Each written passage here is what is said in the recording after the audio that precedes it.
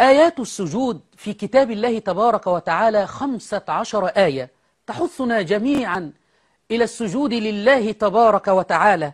قال تعالى: ألم تر أن الله يسجد له من في السماوات ومن في الأرض والشمس والقمر والنجوم والجبال والشجر والدواب وكثير من الناس. ولكن المشركين أبوا أن يسجدوا لله وحده لا شريك له، وإذا قيل لهم اسجدوا للرحمن قالوا: وما الرحمن أنسجد لما تأمرنا؟ وزادهم نفورا.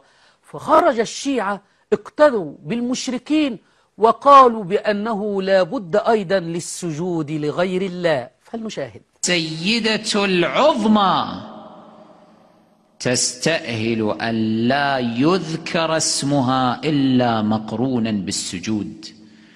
إذا كان اسم المهدي من آل محمد عليهم السلام ذلك الاسم الخاص الذي يستدعي القيام، لا يحق لأحد أو لا يصح لأحد حين يذكره إلا أن ينهض قائما، فإن اسم الزهراء عليها السلام يستأهل أن لا يذكر على لسان أحد إلا أن يسجد.